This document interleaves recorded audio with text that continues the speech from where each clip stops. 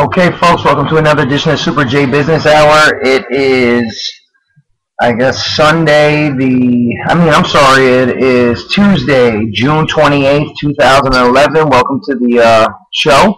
Again, we only have 15 minutes, so we're going to keep it quick. We're going to go right into the news. Thank you for tuning in. Thank you for all the invites. Thank you for all the subscriptions. You guys are awesome. Keep checking me out. Send this to your friends if you find this useful, or if you want to open their eyes or get them used to it. Again, I'm just a normal guy who was opened up to all this information about 8 months ago, and ever since, it has literally changed every aspect of my life. And I'm proud to be part of this, and we need to save this country, and it's just, we're there. I mean, there's no more maybes or conspiracy theory or anything else. We've got some problems on our hands, and they need to be addressed, and the only way they will be fixed is by Americans that are watching this now. Just the average Joes and Janes out there who have to stand up. All right, time to get into the news. First, we're going to go to one of our local papers, one of our favorites, the Intelligencer Journal by Lancaster New Era. Okay, that's for the Lancaster area of PA. And I noticed on the front page right away, and it said, Rewriting Nuke History. NRC industry now claim plants can operate longer.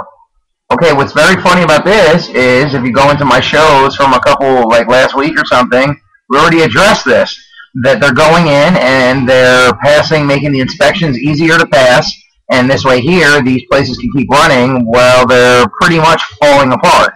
And I don't know if anyone's realized this yet or not, but if you have a nuclear plant leaking and falling apart, that's a very bad thing, a really, really, really bad thing, not just for people, but for Earth and for everything, because it's horrible and it will kill life as we know it. Okay, so let's just jump on this article real quick. It says, Rockville, Minnesota, when commercial nuclear plants was getting its start in the 1960s and 1970s, industry and regulators stated unequivocally, without a doubt, that reactors were designed only to operate for 40 years, folks. 40 years. Well, now they're telling another story, insisting that the units were built with no inherent lifespan, and not only that, and can run for up to a century, an Associated Press investigation shows.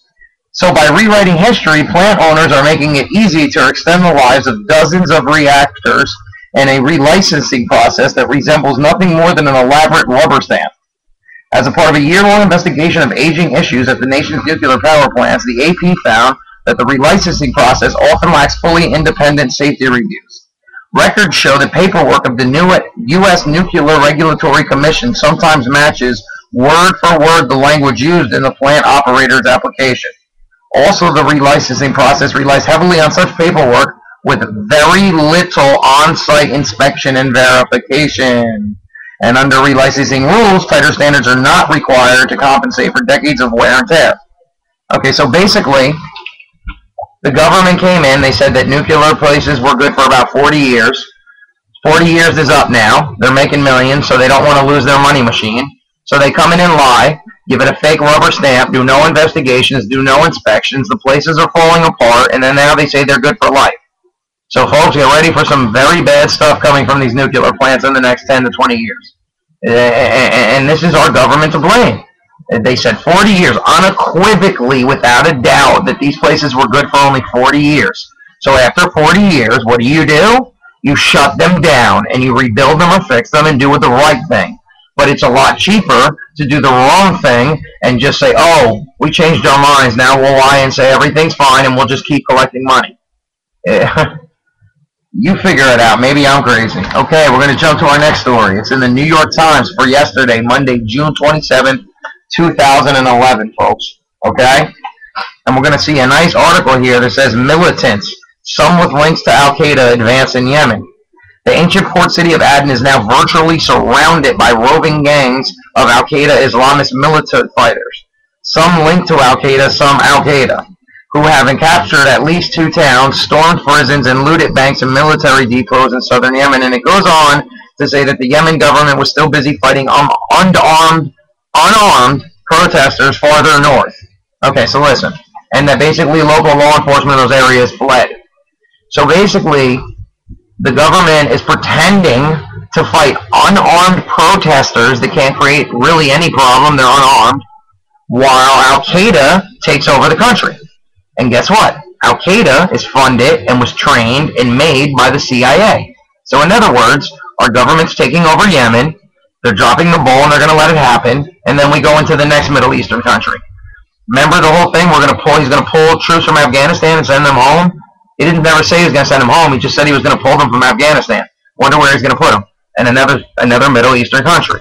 This is all nonsense, insanity, and lies, folks. And it's time to wake up. It's time to spread the word. And we need to stop this insanity and take our country back, take our government back, and elect some real people. Let's get Ron Paul in for president so that we can change this country immediately and save our children and grandchildren and future generations to come. Okay, I got to jump. We're losing time. And then also on the New York Times for the same day, Monday, June 27, 2011, we have a great article talking about stealth survey to test access to physicians. And it says, Washington, alarmed by a shortage of primary care doctors, the Obama administration officials are recruiting a team of mystery shoppers to pose as patients, call doctors' offices, and request appointments to see how difficult it is for people to get the care when it's needed. And then they basically go on to say in this article that the government has to get into anything to do with doctors, medicine, and everything. We have to take over the medical realm. No more private. We have to go. And then it just says that they're posing and they're going in and infiltrating these places. And basically it's a bunch of nonsense. It's wasted information. It's wasted time. They need to keep their hands out of it. But guess what? This is one more takeover our government will take. Now they'll take the medical industry and they'll rob us from that, and they'll cheat us from that, and it'll get worse, and then it'll be terrible, and then you'll have to pay $80 for an aspirin, and no one will know what's going on, while all this is paid for by tax dollars that make them richer, make us poorer, and have absolutely no sense involved, when all you'd have to do is read the Constitution of the United States of America to find out that this can all be fixed and changed, and none of this would be going on, and we'd all be prospering. So we need to take a look at what's going on here. All right, we're going to jump in because the following article is very funny. It's from a local newspaper called the Patriot News, okay? And this is from yesterday as well, Monday, June 27, 2011. I noticed right away, more doctors forego independence. Many physicians find health systems freeing, but questions about patient relationship, doctors' clout, and quality of care will arise.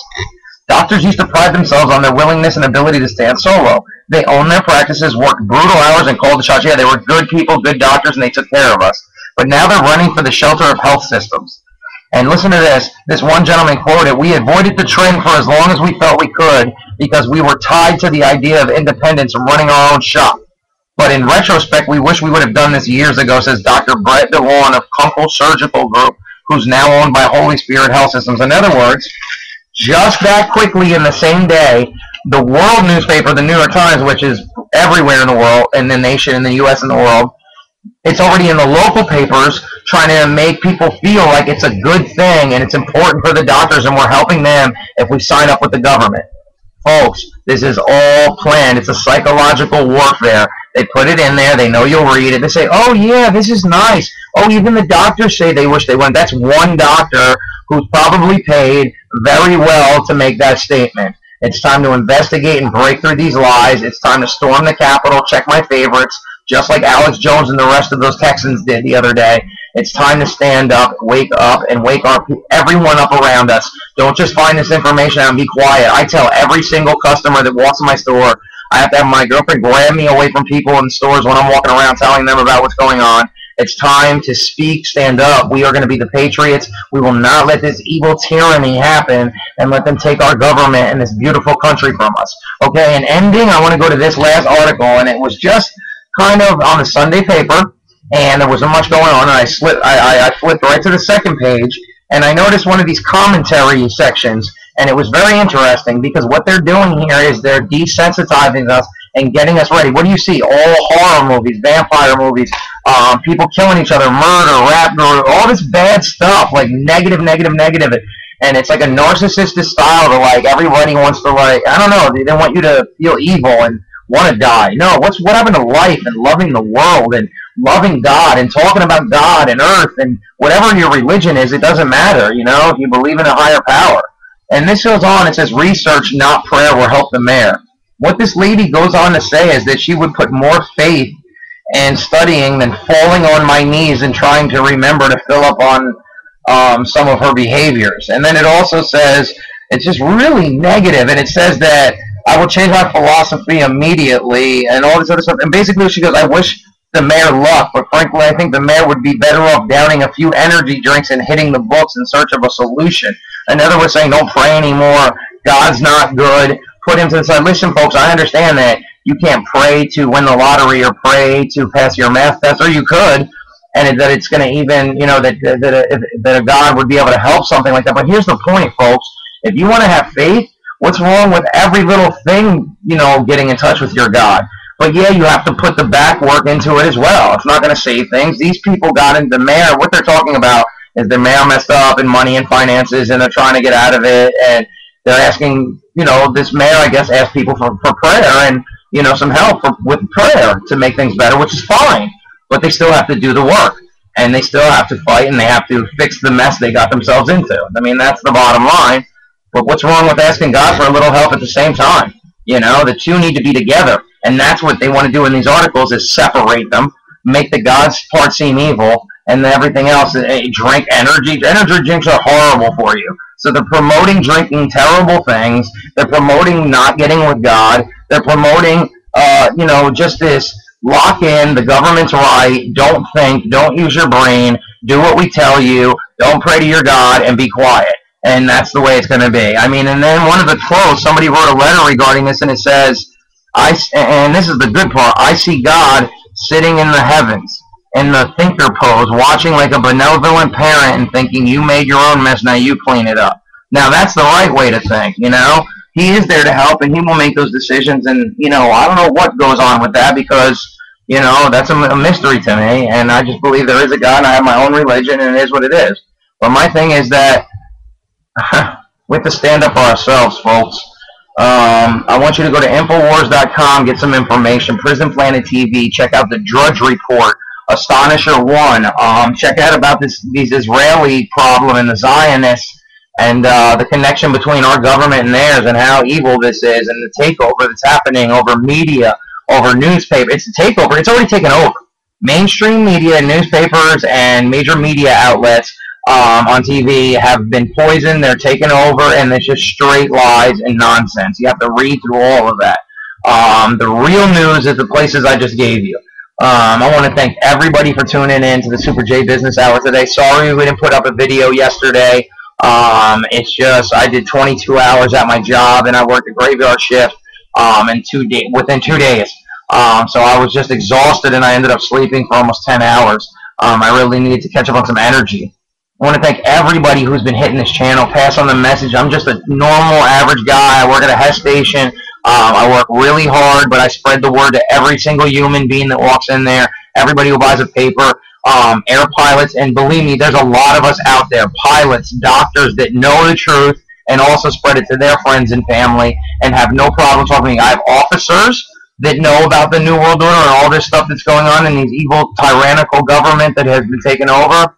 And there's those that don't believe it at all, think I'm a kook. But the thing is that once you do the research, you see there is no kook. All this is true and happening. And we need to warn people. We need to stand up. We need to fight. Why stand on a silent platform? Fight the war, F the norm. It's time to, no more talking. Do the research, do the homework, spread the word, gather everybody you know, talk to your neighbors, have backup in the reserves, and let's start this fight. Let's finish. Let's take over the country. Let's take the country back. We got to take the power back. That's what we have to do, because enough is enough. And I want to know that our kids and grandkids can grow up in this beautiful country that we had and enjoy freedom. I thank you for tuning in. If you like this video, hit like. If you don't like, hit dislike. I'd love you to subscribe to my channel if you enjoyed this. We're going to try and have one of every day, like I said. Thanks for tuning in to Super J Business Hour. Peace in the Middle East. Peace in America. God bless everyone out there. Godspeed. You are making this possible by watching me and then spreading the word and sending this to everybody. So let's fight the war. We can win this. We will win this. Light triumphs over dark every time. One.